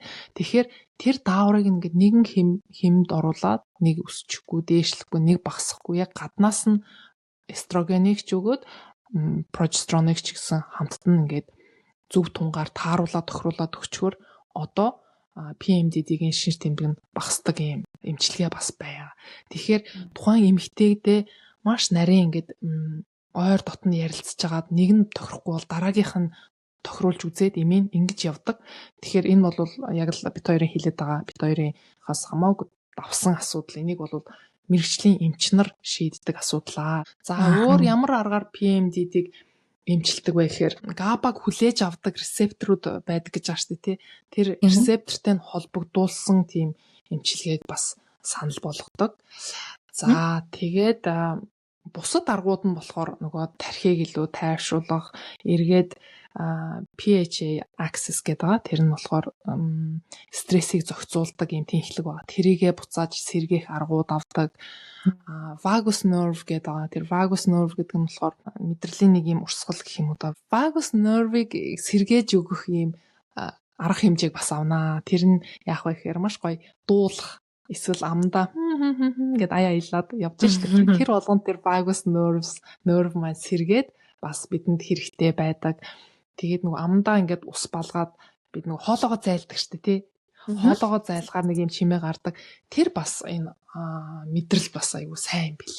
Тэгээ энэ жоохон гэлтгүй энэ арга хэмжээнүүдийг бас авч ивэл зүгээр. За тэгээд цааш нь яваад байвал зөндөө хоол хүнс амьдралын хэв маяг гэд бас олон юм байна тий. Тэгэхээр таны ярианаас ингээд ойлгоод бүр ингээд дэлгэрүүлээд ярих юм бол бид нар энэ PMS болон PMDD-г хоёр аргаар эмчлэх боломжтой байна тий. Нэг нь болохоор эмийн аргаар, нөгөөх нь болохоор эмийн бус аргаар буюу одоо дасгал хөдөлгөөн байд юм уу, хооллолтын байдлаараа, эсвэл стресс менежмент, амьдралын хэв маяг гэд эдгээр зүйлүүдээрээ бас тодорхой хэмжээнд ингээд эмчлэх эсвэл шинж тэмдгүүдийг бууруулах боломжтой байд юм байна. Нөгөө талдаа болохоор бүр жоохон хүнд төвшөнд эдгээр аргууд сайн үйлчлэхгүй байх юм бол эмийн аргыг бас ашиглах боломжтой байд юм байна. Тэгэхээр эмийн аргыг болохоор бит хоёр одоо подкастаараа тий дуур мэдээ зөвлөх боломжгүй. Энийг болохоор та яг тухайн эмчтэй үзүүлээд оншоо тодорхойлоод хэр хугацаанд ямар тунгаар одоо тухайн эмийг ямар эмийг уух хэрэгтэй байдгийг гэдгийг тодорхойлуулнаа гэсэн үг. За тэгэхээр хоёлоо подкастынхаа сүүлийн хэсэг рүү оръё гэж бодож байна. Тэгэхээр PMS болон PMDD-тэй хүмүүс хооллолт болон амьдралынхаа хэв маягт юуг голчлон анхааруул зүгээр байдаг вэ? Энэ тал дээр хоёлоо зөвлөгөө өгвөл ямар вэ? Тэгээ. Яагаад гэвэл PMDD-тэй хүмүүс эсвэл PMS-тэй хүмүүс бас яг ийм сэргэг гоё юм хийх эрч хүчтэй байгаа үедээ өөртөө анхаарал тавих тэр боломжтой бас нэг үе байна да. Тэр үе дээрээ илүү анхаарал хандуулаад тэр үедээ өөрийгөө дэмжих аргуудыг авах юм бол эргээд нөгөө гутраад байгаа нэг хэсэг үе байгаа шүү дээ. Тэр үедээ эргээр нөлөөлөх бас боломжтой.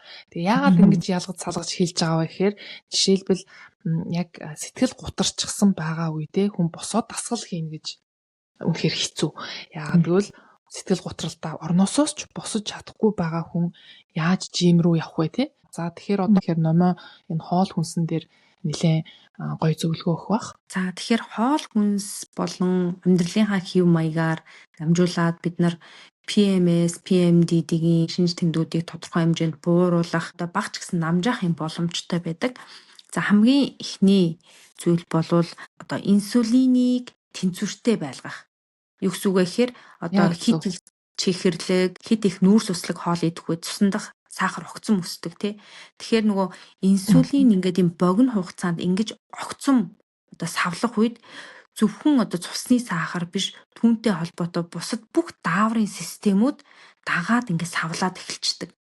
Тэгэхээр эхний удаа ингээд сахар ихтэй хоол идсэний дараа чинь бид нар айгуу гоё сэргэлэн цовоо тий. Тэгээд айгуу гоё сэтгэл санааны хувьд ч гэсэн ингээд гоё мэдрэмж авдаг боловч энэ нь эргээд хэсгийн хугацааны дараа унцдаг гэсэн. Тэгэхээр нөгөө эргээд угаасаа бид нар ингээд сарын тэмдгийн өмнө энэ одоо гутрах ч юм уу эсвэл сэтгэл санаа савлах энэ мэдрэмж нь өндөр байхад нь дахиад тэрийг нь одоо савлуулах юм зүйл хэрэгжилчих юм бол одоо шинж тэмдгүүд буурна гэхээсээ илүүтэйгээр бүр ингээд илүү нэмэгдээ явчихна гэсэн.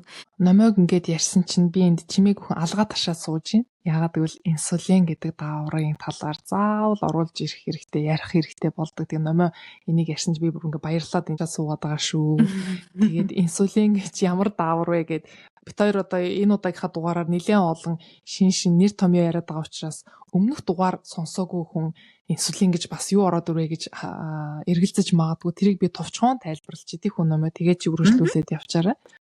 Инсулин гэдэг даавар нь болохоор биднийг одоо хоол хүнс идэхээр тэр дундаа нүүрс услаг хоол хүнс идэхээр цуснд бий болсон тэр сахарыг зохицуулдаг ийм ондоо төрлийн бас нэг даавар байгаа. Энэ даавар нь нойр булчирхаанаас ялгардаг. Тэгээ би жишээлбэл энд сууж ийсэн нэг зүсэн бялуу идлээ гэж ботход тэр нь цуснд сахар болж очихоор одоо нойр булчирхаанаас инсулин гэдэг даавар гарч ирээд би түрүүн дааврыг юу гэж тайлбарлалаа. Эсүүдэд мессеж, мэдээлэл, зурвас хүргэдэг ийм илч гэж тайлбарсан тий. Тэгэхээр одоо энэ инсулин гэдэг даавар нь эсүүд дээр очиод за нөгөө нэг рецепт дээр очих нь шүү дээ. Өөр төрлийн хүлээн авагчд байдаг гэсэн шүү дээ. Тэгэхээр инсулин гэдэг яг дааврыг таньдаг тэр хүлээн авагч дээр нь очиж суурлангууд эсүүд одоо цааш нь тэрийг нээгээд оруулаад бас цуснд бий болсон сахарыг оруулж авдаг. Тэгэхээр энэ дааврын талаар номой маань ярьж байгаа шүү. Тэгэхээр PMS, PMDD-тэй үед тархиал хэдийн ингээд дааврын хэлбэлцэлд эмзэг байгаа шүү дээ тий. Тэгэхээр энэ инсулины огцом савлгаан сэтгэл санааг нь бүр 2 дахин илүү савлуулдаг Учираас энэ дээр бас бид нар анхаарах шаардлагатай байдаг. За дараагийн шимтэг бодис нь болохоор өөх тос бол уураг байгаа. За дааврууд бол тухайн шин чанараасаа шалтгаалаад өөр бүрэлдэхүүнээс бүрдэж байгаа. Тэгэхээр бэлгийн дааврууд бол ихэвчлэн одоо өөх тосноос буюу тэр дундаа холестериноос одоо бүрддэг гэж үздэг. Тэгэхээр өөрөөр хэлэх юм бол эрүүл өөх тос нь болохоор энэ бэлгийн дааврын молекулуудын гол энэ барилгын чулуу болж өгдөг гэж ойлгож болно гэсэн үг. Тэгэхээр бид нэр өөх тосоо хангалттай авч чадахгүй байх юм бол одоо энэ бэлгийн дааврыг үйлдвэрлэж байгаа өндгөвч болон төмсгнөөс энэ дааврууд маань доктортойгоор үүсэж чадахгүй гэсэн үг. Тэгэхээр энэ нь болохоор бидний энэ сарын мөчлөг жигд байх, тэгээ сэтгэл санаа доктортой байх энэ нөхцөл байдал одоо сөргөөр нөлөөлөх боломжтой байдаг. Дараагийнх нь шимт бодис бол уураг байгаа тий. Тэгэхээр уураг бол бидний одоо сэтгэл санааг гоё тайван байлгадаг, удирддаг энэ серотонин, допамин зэрэг энэ бодисуудад маш чухал үүрэгтэй. Яагадгүй эдгээр бодисууд маань одоо уургийн амин хүчлээс одоо бүрдчихэд хэрвээ бид нар хоол хүнсээрээ хангалттай хэмжээний уургийг авч чадахгүй байх юм бол саяны одоо эдгээр бодисуудын үйлдвэрлэл нь буураад тэгээд энэ PMS болон PMDD-гийн үеийн сэтгэл зүйн савлгаа болон одоо энэ шинж тэмдгүүд нь улам хүчтэй хэрэгдэж болно гэсэн үг. За тэгэхээр эмэгтэйчүүд нэг юм дээр маш сайн анхаарах хэрэгтэй. Одоо дээр үед бас ямар ч өөх тос хэрэглэхгүй, өөх тосгүй юм дайет барина гэд хүмүүсээ айгүйх дайет барьдаг байсан байл та. Тэгэхээр одоо яадаг вэ гэхээр бид нь хангалттай хэмжээний өөх тос бас байхгүй учраас хүнснээс авж байгаа хоол өөх тос бас дутагдаад байгаа учраас тэр хүнд дааврын асуудал бас үүсдэг. Тэгэхээр бид тодорхой хэмжээгээр өөх тосыг авч явах шаардлагатай хүнснээс. Энэ дээр бас сайн анхаарах хэрэгтэй. Ийм учраас low fat diet буюу өөхийг нь хасчихсан, бүх тосыг нь хасчихсан энэ хоолтын хэв маяг эмэгтэйчүүдэд бас тохирдог юм аа. Үүнийг сая номоо маань сайхан хэлж өглөө. За энэ дээр танд өөр нэмж хэлэх зүйл байгаа юу? Өөр бид нар энэ PMS болон PMDD болон сарын тэмдгийн өмнөх үеийн шинж тэмдгийг бууруулахын тулд юун дээр анхааруул зохимжтой вэ? PMS дээр бас нэг сонирхолтой юм болохоор PMS-тэй хүмүүс нүүрс ус хэрэглэмээр санагдаад цаанаасаа. Тэгээд энэ нүүрс усаа бүр ингээ огт болчих юм бол бас асуудал үүсгээд байдаг. Тэгэхээр одоо цаанаасаа би нүүрс ус идмээр санагдчихж байгаа энэ үед нь ямар төрлийн нүүрс ус идэх вэ гэхээр нийлмэл нүүрс ус гэдэг нь одоо цагаан будаа хэрэгэлдэг байсан бол бор будаа гаднаа харьцтайгаа байгаа эслэгтэй гэсэн. За тэгэл гурил их хэрэгэлдэг байсан бол нүүрс ус аавна гэхдээ оронд нь нөгөө obvious ч юм уу тий. За цагаан талах дандаа иддэг хүн байсан бол оронд нь бүхэл үрийн талах руу шилждэг ч юм уу. Дээрээс нь нөгөө шуш будаа, сэвэг зарам, самар, бүхэл үр наран цэцгийн үрч гэдэг юм уу. Ийм маягаар бас нөгөө нүүрс ус аваад иж болно. Яагаад гэвэл биеийн цаанаасаа бас шаардаад байгаа учраас гэхдээ эдгээр нүүрс ус нь одоо нөгөө цусны сахарыг огцом ингээд савлуулахгүй арай одоо ингээд алгуурхан дээш нь өсгөх учраас ийм төрлийн эслэг ихтэй нүүрс усаа бас хэрэглээд иж болно. За тэгээд хоол хүнсэн дээр ингээд аваад ярихаар саяхан над руу нэг охин бас бичижсэн. Би зөвхөн өглөөдөө маш сайн хооллоод өдөр хичээлтэй байдаг. Оройн их юм идэх дур хүрдгүү. Манайхаа айгу хүнд хоолдог. Тэгээ нэг удаагийн хоол идчихдэг гэдэг ингэж ярьж байгаа. Тэгэхээр эмэгтэй хүмүүсийн хувьд ялангуяа PMS-тэй, PMDD-тэй хүмүүсийн хувьд тогтмол хоол маш чухлаа. Хоолоо алгасахгүйгээр идвэл маш сайн. Өдрийн 3 удаа хоол идэх ёстой бол тэргээ заавал идэх хэрэгтэй. Өглөө цайгаа уусан бол өдрийн хоолоо идэнэ, өдрийн хоолоо идсэн бол оройн хоолоо идэнэ. Ингэж нөгөө шимт хижээлээ жигдхэн биедээ шаардлагатай юмнууд авах байхгүй юу? Сайн номоо уураг маш хэрэгтэй гэж хэлж дээ. Тэгэхээр энэ уургаа өглөө ч авдаг, өдрөн ч авдаг, оройн ч авдаг байвал их сайн.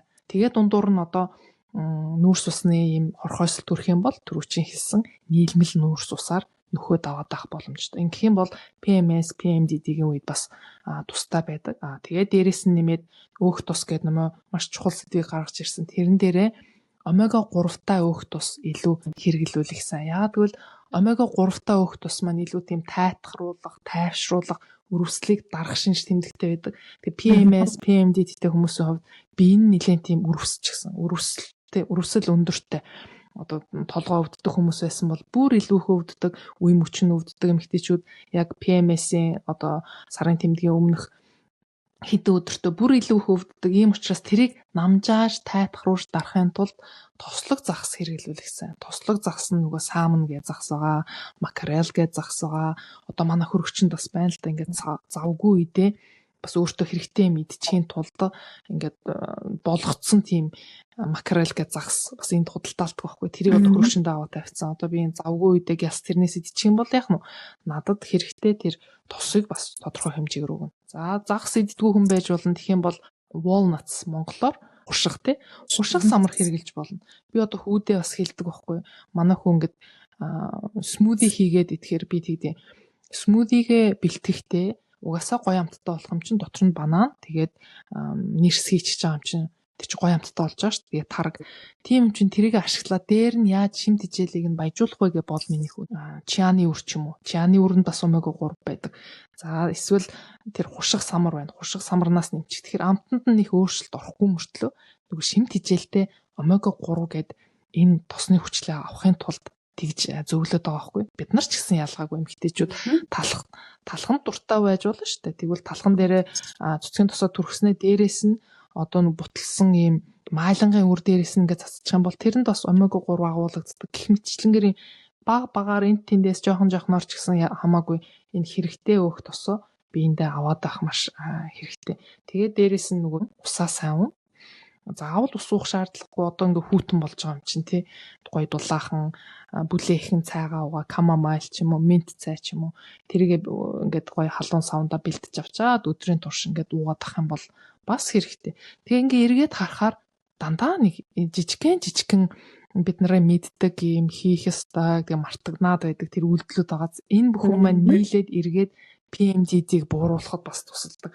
Тэгэхээр би түрүүн хэлсэн нэг юм өсөө хоошин шидээл би ч гоё байна шүү, секси байна шүү гэсэн үе байна да. Тэр үеэ маш сайн ашиглах хэрэгтэй. Тэр үе дээрээ бид булчингийн дасгал хийж болно. Тэгэх юм бол булчингаа нэмээд байна гэдэг нь эргээд тэр булчингаас хэрэгтэй молекулууд бие рүү үсээд бараг л би дотор өөрийнх нь аршааны их ундрах байгаа юм шиг л үйлчилдэг. Тэгэхээр одоо нөгөө нэг сэргэг байгаа үе дээрээ одоо жим руу явна эсвэл гэртээ гантел бол гантел аваад өсгөж аваад дараа нь нөгөө орондоо ормоор босч чадахгүй сэтгэл санаа гутарсан үедээ хөнгөн йога дасгал хийгээд гадаа гарч алхаад өглөө наранд алхаад ингээд ах юм бол энэ нь эргээд PMDD-гийн тэр хурц шинж тэмдгийг бууруулахад бас туслах бас нэг арга болж байгаа маа. Тэгэхээр бит хоёрын подкастаараа байнга ярьдаг жижиг аргуудыг та нар маань өдөр тутам сайн хэрэгжүүлж яваарай. Хоол хүнснээс гадна нэмэлтээр ямар нэмэлтүүдийг хэрэглэвэл энэ PMS-тэй, PMDD-тэй хүмүүст хэрэгтэй байдаг юм болоо? Судалгааны ажлууд уншиж явах үед надад хоёр эрдэс бодис айгуу чухал санагдсан. Нэгдүгээрт нь болохоор магни. Бид хоёр энэ магний талаар өмнөх сизний дугаар дээр бас ярьсан байгаа. Тэгэхээр магни болон кальцийн талаар илүү дэлгэрүүл сонсохыг хүсэх юм бол бид хоёрын тэр подкастыг бас сонсоод үзээрэй. За магни яадаг вэ гэхээр нөгөө GABA гэдээ яриад байгаа чи үйл ажиллагааг нь дэмжиж прогестероны энэ таавшруулах нөлөөг нь дэмждэг. Тэгэхээр магни ингээд хүний биед багтаад ах юм бол бидний одоо булчин илүү их чангараад сэтгэл түгшилт нэмэгдээд унтаж одоо чадахгүй байхын хандлага нь илүү нэмэгддэг шүү дээ тий. Тэгэхээр PMS бол энэ PMDD-гийн үед магниг бүр хангалттай хэмжээнд байлгах нь энэ сэтгэл зүйн савлгааг зөөлөхөд маш чухал нөлөөтэй байд юм байна. За дараагийнх нь болохоор цайр байгаа. Цайр болохоор өндгөвчний хэвийн үйл ажиллагаа за мөн саяны прогестерон энэ дааврын одоо үйлдвэрлэлд нэлээд өндөр оролцдог. Тэгэхээр цайр ингээд хангалттай байх нь эдгээр шинж тэмдгүүдийг бас бууруулахад нөлөөлт юм байна. Тэгэхээр магниг нэмэлтээр ууж болно, цайрыг бас нэмэлтээр ууж болох юм байна. Гэхдээ бас хоол хүнсээрээ дамжуулан авах аргыг бас хамгийн түрүүнд ашиглаарай. За тэгэхээр магнигаар баялаг хоол хүнс гэх юм бол бидний амтрахан идэх туртай шоколад байна, хар шоколад тий. За мөн банан байна, бууцай байна, авокадо байна, хулууны өвөр байна. За чиа өвөр нь бас тодорхой хэмжээгээр агуулгадж байдаг. За мөн цайрыг бид нар бас хоол хүнсээрээ дамжуулах боломжтой. Цайр хвчлэн махан бүтээгдэхүүнд агуулгадж байдаг. Тэгэхээр өвхрийн мах, хоньны мах, мөн дотор махуудыг бас бид нар хэрэглэж болно. За хүнсний ургамлын гаралтай хүнснээс нэрлэх юм бол саяны хэлсэн дахиад бууцай байна. Цукини буюу ногоон хулуу, аспарагус буюу hirээний нүд гэж нэрлэдэг тийм. Эдгээр хүнсүүд бас цайр агуулгадчихэдэг. Гэх мэтчлэн одоо ингээд ямар хүнсэнд ямар шимт бодисууд агуулгаддаг вэ гэдгийг би өөрийн гаргасан хүүхдийн хоолны дижитал цахим номонд ингээ оруулчихсан байдаг. Тэгэхээр бид нар ингээ өдөр тутам мэдж байгаа хоол хүнсэндээ бүгдийн нарийн мэддэггүй маа гэхэд энэ хүнсэнд маань ийм төрлийн шимт бодисууд нэг давмгайлж агуулгаддаг да, ийм эрдэс бодис агуулгаддаг, ийм аминд юм бас байдаг да гэдгийг ингээд ерөнхийдөө мэдчих юм бол бас их зүгээр байдаг. Тэгэхээр номыг авчихсан байгаа хүмүүс яг тэр хуудсыг нь гаргаад хүнсээ цуглуулахдаа хүнсний худалдан авалт хийхдээ зургийг нь гар утсан дээр аваад ингээд явчих юм бол өө нэрээ ийм хүнсээ түлхүү авах юм биш үү гэж сандахгүй бол бид хүмүүс одоо мартамхай амьтад тий ялангуяа завгүй амьдралын хэмнэлтэй хүмүүс энэ бүхнийг одоо санахгүй шүү дээ. Жишээ нь би бууцаа авах хэрэгтэй, бууцаа магнезиум өндөртэй гэж санахгүй тий. Тэгэхээр ийм гоё бэлдээд өгсөн ийм гоё их сурулж байхад зургийг нь аваад явчихаар их зүгээр. Би бүр заримдаа яадаг гэж сахар номынхоо яг ямар витамин аминд юм ямар хоол хүнсэнд дагуулдаг вэ гэдэг хэсгийнх нь зургийг нь скриншот хийж авчаад тэрэн дээрээ үндэслээд бас хүнсээ цуглуулчихдээ. Тэгэхээр айгүй амар байдаг. Тэгээ бит хоёрын гаргасан хэвлэмэл болон электрон энэ хоол хүнс шимт хичээлтэй холбоотой материалуудыг та нар маань бас амьдралдаа ингэж ашиглаж агаарай гэж зөвлөхөр байна. За номогийн саяны хэлсэн цайр магниас гадна PMDD-тэй хүмүүсийн хувьд Б-гийн төрлийн аминд маш чухал байдаг. Тэгэхээр тэр дундаа B6. Гэхдээ B6-г тунган хэтрүүлж хэрэглэх эсвэл урт хугацаагаар байнга хэрэглэхээр эргээд мэдрэлт аюултай байдаг. Энэ англи хэл дээр болохоор neuropathy гэж нэрлэдэг. Тэр нь гарын үзүүр ингээд мэдээ алдах, гинтхэн ингээд зүгээр хатгаад байгаа юм шиг санагддаг тийм болох ч юм уу, ийм шинж тэмдэг илэрдэг учраас их хэмжээгээр хэрэглэх нь бас цохимжгүй. Тэгэхээр бас л хоол хүнснээсээ B6 илүү агуулсан хүнсээ илүү дээрээ гэсэн үг. Тэгэхээр сахар номыг эргүүлээд харах юм бол тэнд ямар хүнсэнд ямар шимт хичээл агуулгадаг вэ гэдгийг нь бичээд өгсөн юм хэсэг бас байгаа. Тэндээс бас та бүхэн маань хараарай. За тэгэхээр бид хоёрын подкаст өнөөдөр нэлээд олон мэдээллийг багтаасан. Тэгээ аль болох нөгөө мэргэжлийн үг хэллэг оруулахгүйгээр энгийнээр та бүхэнд тайлбарлсан мэдээллийг өгөхийг зорилоо. Тэгээ миний хувьд болохоор одоо тантай харьцуулахад яг энэ PMS болон PMDD бол тийм наривчлан судалж исэн одоо тийм туршлага байхгүй. Өмнө нь хичээлийн хүрээнд нэг ганц хоёр үзчихсэн болохоос бүр ингээ наривчл судалж байгаагүй. Тэгээ энэ удаад подкастнда зориулаад сүүлийн бараг 7 хоногийг яг энэ сэдвд зарцуулсан байна. Тэгэхээр танд одоо өөр сонсогчд маань мэдээсэй гэж хүссэн. Тэгээд ярьж чадаагүй зүйл байх юм бол хуваалцсан уу? Баярлалаа. Номоо ийм гоё боломж бас олгож нэмэлт асуулт асууж агаад ягаад гэвэл PMDD гэдэг маань маш том сэдв тий. Бид хоёр болохоор зөвхөн нэг цагийн подкастаар ямар ч гэсэн ийм юм байдаг шүү гэд энэ талаар огт мэдэхгүй байсан хүмүүс зориул эмэгтэйчүүд юу гэж боддог вэ гэхээр би одоо сарын тэмдгийн өмнө ингэж яснаа ингээд зүгээр болчих би одоо зүгээр байгаа гэж энэ PMDD-тэй хүмүүс их гайхаж одоо өөрийгөө учрыг олох гэж хөрх юмд их зүдэрдэг байна л та. Тэгэхээр ядаж PMDD гэдэг чинь юм угаасаа онш дэлхийд дахин тийм оншийн дэлхийн эрүүл мэндийн байгууллага хүлээн зөвшөөрсөн юм байдаг юм байна шүүгээ мэдээд авчгаар нэгдүгээр би одоо солиорч байгаа юм биш юм байна шүү гэж ойлгоод дараач арга замыг эрэлхийлэх учраас энэ маань бас их хэрэгтэй подкаст болсон болов гэж бодож байна. Тэгээ үүн дээр хамгийн сүүлд нь бас нэмээд хэлэхэд би түрүү нөгөө троматой айгу холбогддог гэсэн шүү дээ. PMDD-тэй эмэгтэйчүүдийг аваад үзэхээр өмнө нь бага наснд нь аль эсвэл амьдралынхаа туршид болсон троматой айгу холбогддог. Тэгэхээр энэ дээр би хоёр номыг санал болгомоор байна. Уншаарай хүмүүсээ гэд. Эхнийх нь болохоор Bessel van der Kolk гэд сэтгэл судлаачийн Body Keeps the Score гэдэг ном байгаа. За энэ номны талаар би Facebook дэж биччихсэн. Өмнө нэг групптэй сургалтанд орсон хүмүүсийнхаа групптэй бас ярьж байсан. Тэгэхээр хүний бие ерөөсөө өмнөх тромагаа мартдаггүй.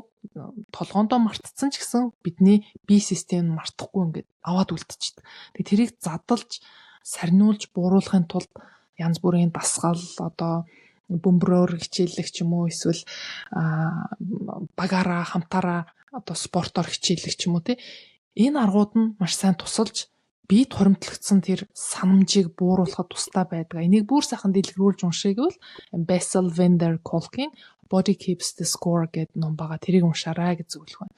За хоёрдугаар хэрвээ таны амьдралд ямар нэгэн байдлаар trauma үүсчихсэн бол те өмнө ямар нэгэн асуудал үүсчихсэн бол Gabor Mateгийн The Myth of Normal гэдэг ном байгаа. Энэ нэлийн зузаан ном, уншихад төвөгтэй маш олон зүйлс ингэ оруулсан. Тэг хүүтэйгээ бичсэн. Gabor Mate одоо мэдгүй хүмүүс ховор болсон баг. Энэ хүний Daniel Mate гэдэг хүүтэйгээ хамтарч бичсэн нэлийн сүлд гаргасан юм ном байгаа. Энэ номыг унших юм бол хүний бие эргээд яаж сэтгэл санаатайгаа холбогддог талаар бас их сайхан ойлголт авна. Хэрвээ англи хэл сураагүй байгаа эсвэл энэ ном унших дургүй хүмүүс байдаг шүү дээ. Ном унших цаг завгүй хүмүүс ахын бол ерөөсөө Gabor Mateг дагаад тэр хүний ярьж байгаа яриаг одоо нөгөө орчуулгын юунууд айгүйх байдаг болсон шүү дээ. Аргууд AI-гаар орчуулж болно тий. Номоо унших боломжгүй хүмүүс нь энэ яриаг нь сонсоод ингээд явах юм бол тромаг яаж даван туулах уу? Яаж одоо биесээ багасгах уу? Трома гэдэг нь юу вэ гэхээр бид тохиолдсон альва асуудалд бид тэрийг яаж хүлээж аваад яаж хариу үйлдэл үзүүлээд байгаа вэ гэдэг маань л тэр трома гэхгүй.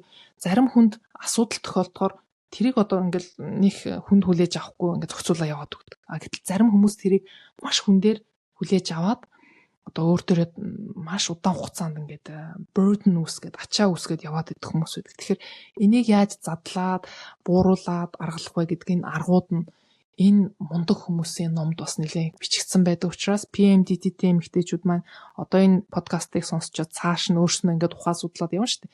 Тэгэхээр бас энэ номуудыг бас уншаарай. Тэгээд асуулт бид хоёр руу явуулах юм бол бид хоёр яг өөрсдөө хэмжээгээр хариулна. Гэхдээ хамгийн гол нь бид өөртөө эрүүл мэндийнхээ эзэд нь учраас цааш нь гүнзгийрүүлээд ухаж судлах хүмүүстэй ярилцах энэ ажлыгаа бас өөр дээрээ аваад би дагаад та нар маань бас алхам хийгээрэй. За ингээд бид хоёрын өнөөдөр бэлтгэсэн дугаар үүнийг хүрээд өндөрлөж байна. Дугаараа дуусгахаас өмнө бид хоёр та бүхний бидэнд илгээсэн зурвасаас нэгийг танилцуулаад тийм түүнд асуулт байвал хариулаад ингээд дуусгая. За тэгэхээр энэ асуултууд дундаас бид хоёр нэг сонсогчийн асуултанд хариулъя гэд бодсон. Тэр нь болохоор авт өдөр бүр frozen yogurt мөхөөлт сэдрийн газар авч явна гэд бусад өдөр жимс гэртээ хийдэг амттангаа идүүлдэг 4 настан байна. Найз нарынхаа авчирдаг чихэрлэг юмд илүү дурлаад ээжд нь надад илүү аваад ирээрээ гэд захиад байна. Дэндүү их хориод байна уу? Би яадгийн билээ гэсэн асуулт байна. За тэгэхээр ээжүүдэд гардаг эргэлзээ гарч ирж байна тий. За юуны өмнө гэртээ өөрийнхөө нөхцөл жимс ашиглаад өөрөө гоё frozen yogurt хийдэг гэж чинь энэ маш сайн байна. Ингээд баг алхам хийгээд эхэлсэн бол тэгээд болж байгаа. Тэгээд 20 байна уу гэдэг дээр зөвхөн нэг өдөр гаргацсан юм шиг байна тий. 5 дахь өдөр болохоор чихэр жимс идэх боломжтой гэж хэлсэн үү тий. Яг энэ дээр яг ингээд өдөр гаргаад өгчхөр асуудал нь юу байдаг вэ гэхээр нөгөө нэгдүгээр хоолыг хориод байна. Бид хоёрын бэлтгэсэн нөгөө тэр яриаг дахиад нэг сонсоод үзэр хоолн дээр ингээ хориг тавиад зөвхөн тэр өдөр л энийг идэж болно гэдэг ингээ хязгаар тавьчихаар хүүхэд тэр хоол руу илүү тэмүүлээ тэрийг идэх гээд байдаг. Тэгэхээр ерөнхийд нь эрүүл хоолоо бүхэл хоолоо голчлоод харин бусад чихэр жимсгээ гэртээ ил байлгахгүй бол дараа найз нөхөд аваад ирсэн ч гэсэн тэр идж байгаа хоол хүнсний дийлэнх нь тэр биш учраас асуудалгүй шүү дээ тий. 7 хоногт нэг удаа найз нөхөд гаднаас чихэр аваад ирлээ гэхэд тэр бол асуудал биш. Би үүнд ингэж л хариулах байна. Номоо чи юу гэж хариулахаар байна вэ? Миний хувьд ч гэсэн одоо хүүхдтэй чихэр жимсийг ингэж өдөр гаргаж хориглохоос илүүтэйгээр тэрийг хэрхэн зөв яаж идэх вэ гэдгийг нь зааж өгвөл айгүй чухал санагдсан. Би өөрөө 2 бага насны хүүхэдтэй. Тэгээ манай 2 хүүхд ч гэсэн ялангуяа Швейцарт шоколад айгүй иддэг болохоор тэрнээс ингээд зүгтаах юм уу тэрийг хориглох боломж байхгүй. Тэгэхээр анхнаас нь багаас нь хүүхдтэй идэж болно. Хамгийн гол нь тэрийг хизээ идэх үү, ямар хүнстэй идэх үү, ямар хэмжээгээр идэх үү гэдгийг аягүй сайн зааж өгөх хэрэгтэй. Жишээлх юм бол одоо шоколадыг шууд хоол идээгүй байгаа үед нь идүүлэхгүй байх ёстой гэдэг дүрмийг хүүхдэд ойлгуулж өгөөд идмээрээ бол окей идэж болно чи хажуудаа тавьчих. Хамгийн гол нь эхлээд хоёлоо хоолоо идэх ёстой. Тэгээ тэрнийхаа дараагаар идэн ч гэдэг юм уу. Ингээд нэг тэгтээ бас ингээ юу гэдэг одоо энийг идвэл энийг өгнө гэдэг бас болцол тавих нь тийм сайн биш. Миний хэлэх гээд байгаа санаа нь юу вэ гэхээр ямар нэгэн байдлаар чихэр өгөх гэж байгаа бол урд нь тодорхой хэмжээний сайн чанарын хоол хүнс жишээлбэл уургаар баялаг, өөгцсөөр баялаг, эслэгээр баялаг хоол хүнс өгсөний дараагаар өгөх юм бол тэрний одоо нөгөө нөлөөлөл нь арай жоохон бага байна гэсэн үг байхгүй.